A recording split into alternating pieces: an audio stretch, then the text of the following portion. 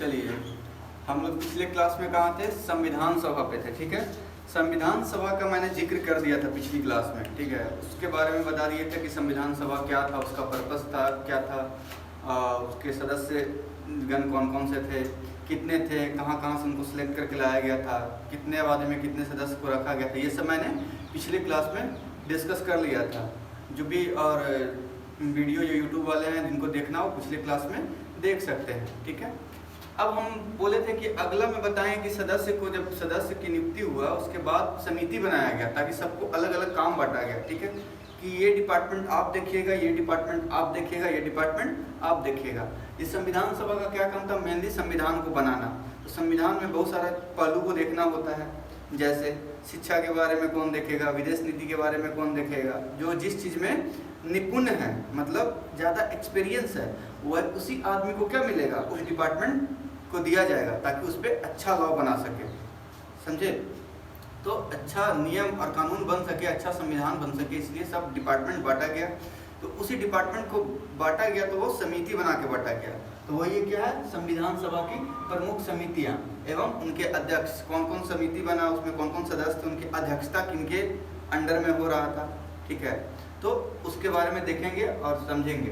तो पहले इसको देख लीजिएगा कि जो सदस्य पिछले क्लास में बताए थे, आज भी थोड़ा देख लीजिए कि जब संविधान सभा के टोटल सदस्य थे उसमें कैसे कैसे बंटवारा हुआ था। तो जो सामान्य थे ना, सामान्य लोग थे, उसमें 213 सीट पे थे। कितना सीट था? 213 संख्या था। 79 जो था मुस्लिम का था, 79। ठीक है, 79 जो था मुस्लिम का था। 33 जो था अनुसूचित जनजाति का था, अनुसूचित जनजाति। ठीक है, और 15 जो था महिला का था और 4 सिख का था। हमेशा पूछता है, इसमें याद रखिएगा कि हिंदू महासभा के एक भी सदस्य नहीं थे, क्योंकि वो एक भी नहीं जीत पाए थे। हम कल भी पिछले क्लास में भी वो डिस्कस किए थे। तो 213 सामान्य का, 79 मुस्लिम का, 33 अनुसूचित का, 15 महिला का और 4 सिख का। यहाँ तक तो समझ गए।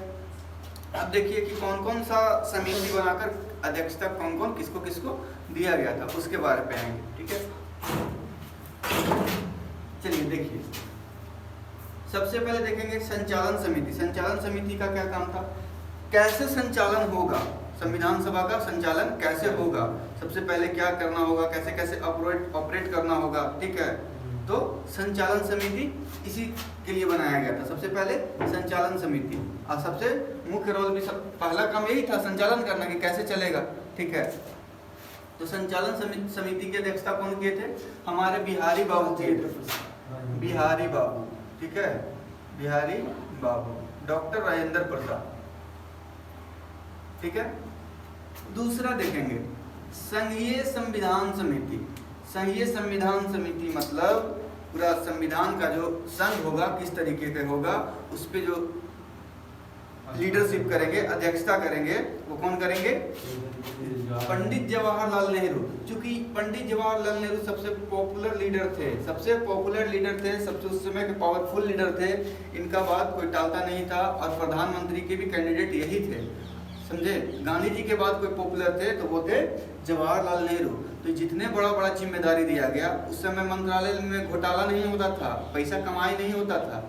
जैसे वो लगेगा ना कि नहीं सब मेन अपने रख लिए जवाहरलाल नेहरू, तो उस समय जितने बड़ा मंत्रालय मिलेगा, जितने बड़ा आपको काम मिलेगा, उतना ही ज़्यादा माथा पेची वाला काम रहेगा। तो मतलब ज़्यादा रिस्पॉन्सिबिलिटी लेने की बारी आई, तो ये कौन लिए? हमारे जवाहरलाल नेहरू लिए, पंडित जवाहरलाल नेहरू। तो संघीय संविधान समिति का अध्यक्षता कौन किए थे? पंडित जवाहरलाल नेहरू। और देखिए संघीय शक्ति, संघीय संविधान और संघीय शक्ति दोनों का, शक्ति का भी काम यही कर रहे हैं, संघीय शक्ति का और संघीय संविधान का कौन कर रहे हैं? पंडित जवाहरलाल नेहरू। ठीक है, ये दोनों का अध्यक्षता पंडित जवाहरलाल नेहरू करेंगे। संचालन कौन करेंगे? बिहारी बाबू। क्योंकि कहीं भी कुछ किसी चीज का शुरुआत होता है, स्टार्ट होता है तो बिहारी से। ठीक है, तो ऐसे याद रखेंगे कि शुरुआत हुआ हमारा बिहारी बाबू डॉक्टर राजेंद्र प्रसाद से। फिर जो बड़ा बड़ा चीज था संघीय संविधान समिति और संघीय शक्ति समिति, दोनों जवाहरलाल नेहरू को दिया गया। प्रांतीय संविधान समिति, समझे। प्रांतीय संविधान समिति देखते हैं। प्रांतीय मतलब होता है प्रांत, छोटा छोटा प्रांत, जो उस समय बहुत सारा चैलेंजेस था, क्योंकि बहुत सारा प्रांत का कल्चर अलग था, बहुत सारा प्रांत मिलना नहीं चाहता था, बहुत सारा प्रांत रहना नहीं चाहता था कि हम भारत के साथ नहीं रहेंगे। तो ये चीज भली भांति जानते थे सरदार। प्रांत में क्या होता है, एक सरदार होता है ना सरदार। पंजाब में जाइए तो प्रांत के जो हेड रहेगा वो सरदार बोलेगा उसको, ठीक है। तो सरदार होता है। तो प्रांत का जो काम देखेंगे, अध्यक्षता करेंगे प्रांतीय संविधान समिति का, वो सरदार वल्लभ भाई पटेल करेंगे, ठीक है। तो देखिए यहाँ से समझिएगा, एक ही बार में आपको याद होगा, लिखने की जरूरत भी नहीं पड़ेगा, बस समझिएगा जो बोलेंगे। संचालन करने की मतलब शुरुआत करने की बारी है, चलाने की बारी है बिहारी बाबू, राजेंद्र प्रसाद, ठीक है। संघ शक्ति मतलब शक्तिशाली, जितना भी काम रहेगा सबसे हार्ड पावरफुल काम वो नेहरू जी करेंगे। अब बात आता है प्रांत का, तो प्रांतीय संविधान समिति मतलब प्रांत का काम कौन करते हैं, सरदार लोग देखते हैं। तो सरदार वल्लभ भाई पटेल, इन्हीं को कहा जाता है लौह पुरुष, लौह पुरुष, द आयरन मैन। क्यों कहा जाता है, यही बहुत सारा प्रांत को भारत में मार के पीट के प्यार से फुसला के बहला को मिलाए थे, ठीक है। आगे आएंगे तो उसमें चलेंगे, ठीक है। अब देखते हैं प्रारूप समिति। प्रारूप मतलब होता है एक तरह का स्ट्रक्चर, ड्राफ्टिंग कमेटी, ठीक है।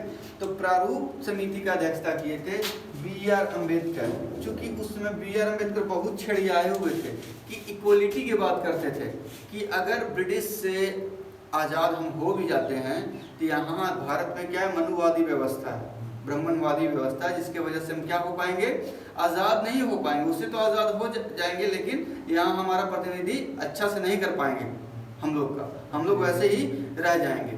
तो इसी ये सब चीज़ पे जोर डालते थे। चूँकि ऐसा सच था, जब हिस्ट्री आप लोग को पढ़ाएंगे तो बहुत सारा ऐसा कहानी बताएंगे जिसमें आप लोग को दिखेगा कि उस समय था, समझे। तो इसीलिए अम्बेडकर को कहा कि ठीक है भैया, आप ही अब मसौदा तैयार कीजिए, प्रारूप आप ही तैयार कीजिए, ड्राफ्टिंग आप ही बनाइएगा कि कैसा होगा संविधान, क्या करेंगे वही देख रेख करेंगे कि संविधान कैसा होगा। तो कैसा होगा, तो दलित के लिए भी होगा, पिछड़ा के लिए भी होगा, पिछड़ा के लिए भी होगा, जो अल्पसंख्यक है उसके लिए भी होगा, बहुसंख्यक है उसके लिए, मतलब सभी के लिए इक्वल काम करेगा। ये काम कौन देखेंगे, B.R. अम्बेडकर, ठीक है। तो B.R. अम्बेडकर। तो प्रारूप मतलब ड्राफ्ट, कैसा होगा तैयार करना, ठीक है। प्रारूप हो गया। प्रारूप यहाँ नहीं, तुमको रूप, प्रारूप मतलब रूप याद रखो, रूप कैसा होगा तो वो उसका देख रेख कौन करेंगे, अम्बेडकर साहब, ठीक है। अब है मौलिक अधिकार। मौलिक अधिकार एवं अल्पसंख्यक संबंधी परामर्श समिति आते हैं सरदार वल्लभ भाई पटेल, ठीक है। तो मौलिक अधिकार में भी कहीं कहीं कोई लोग ज़्यादा अधिकार मांग रहा है, कोई लोग कम मांग रहा है, इस टाइप का सिचुएशन आता था। तो क्या किए वो सरदार वल्लभ भाई पटेल के दिए थे, क्योंकि अंदर से उनको लौह पुरुष कहा किया, एकदम तगड़ा आदमी थे। तगड़ा मतलब शरीर से नहीं, डिसीजन बहुत तगड़ा लेते थे, मारो तो दौड़ा के मारो, जहाँ संभव काम करते थे। हाँ, लाना है तो लाना है, चाहे कुछ हो जाए। इसीलिए उनको द आयरन मैन कहा जाता है, लौह पुरुष।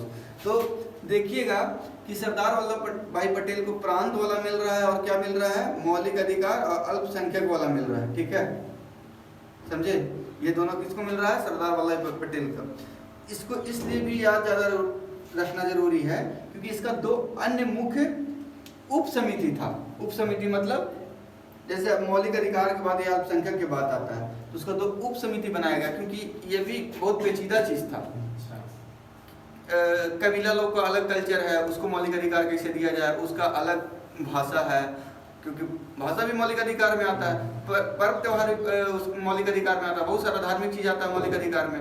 तो बहुत सारा चैलेंजेस है, इसका सॉल्यूशन के लिए दो उप समिति बनाया गया। क्या किया गया, दो उप समिति बनाया गया। देखिएगा सरदार वल्लभ भाई पटेल इसका दो उप समिति बना दी कि ऐसा कीजिए कि जहाँ जहाँ का जो कल्चर है वहाँ के वो सदस्य जोड़ लीजिए। बंगाल का, अच्छा बंगाल का वो सदस्य जोड़िए, अच्छा मराठा का तो मराठा के वो जोड़ लीजिए, अच्छा राजस्थान का वो जोड़ लीजिए। इस टाइप का ये दो उप समिति बना दी। इसका अध्यक्षता कर रहे थे, मौलिक अधिकार वाला का जो कर रहे थे JB कृपलानी कर रहे थे, ठीक है, JB कृपलानी। अल्पसंख्यक का जो कर रहे थे HC मुखर्जी, HC मुखर्जी, ठीक है। हम ट्रिक पे आएंगे थोड़ी देर बाद। अब देखिए राष्ट्र ध्वज संबंधित तदर्थ समिति डॉक्टर राजेंद्र प्रसाद। तो दो समिति सबके हक में आया है, ध्यान दीजिएगा, दो समिति कौन कौन? तो संचालन समिति और राष्ट्रध्वज समिति, इसीलिए हम ऊपर में लिख दिए हैं, ठीक है। संचालन और राष्ट्रध्वज समिति किनके अंडर में? राजेंद्र प्रसाद। संचालन और राष्ट्रध्वज राजेंद्र प्रसाद, बिहारी बाबू। संघीय संविधान और संघ शक्ति, दोनों में संघ लगा हुआ है ना, जिसमें संघ लगा हुआ है मतलब नेहरू जी, जिसमें संघ लगा हुआ है नेहरू जी, ठीक है। और संचालन और राष्ट्रध्वज डॉक्टर राजेंद्र प्रसाद, ठीक है। तो 4 को तो ऐसे ही हो गया। अब देखिए प्रांतीय वाला बताएं, प्रांतीय और मौलिक अधिकार। जब प्रांत होगा तो प्रांत के लोगों को क्या चाहिए? मौलिक अधिकार चाहिए, ठीक है। प्रांत में अल्पसंख्यक भी होगा, ऐसा सोचना है। जब प्रांत होगा, प्रांत में क्या होगा? मौलिक अधिकार होगा लोगों को, और लोगों के साथ साथ क्या होगा? कुछ अल्पसंख्यक लोग भी होंगे। तो प्रांत, मौलिक अधिकार, अल्पसंख्यक, तीनों की अध्यक्षता कौन करेंगे? सरदार वल्लभ भाई पटेल करेंगे, यहाँ भी, यहाँ भी, ठीक है। उसके बाद प्रारूप, रूप कौन तैयार करेंगे? रूपरेखा, मसौदा अंबेडकर साहब करेंगे। काहे भाई? ताकि सबका हिसाब बराबर रहे, हर जाति का, हर धर्म का, हर समुदाय का लोग का बराबर है, ठीक है। लगभग सब तो हो ही गया। और 2 उप समिति इसका था, मौलिक अधिकार का 2 उप समिति था, ठीक है। मौलिक और अल्पसंख्यक JV कृपलानी और HC मुखर्जी, ठीक है। इतना ही था, समझे? ठीक है।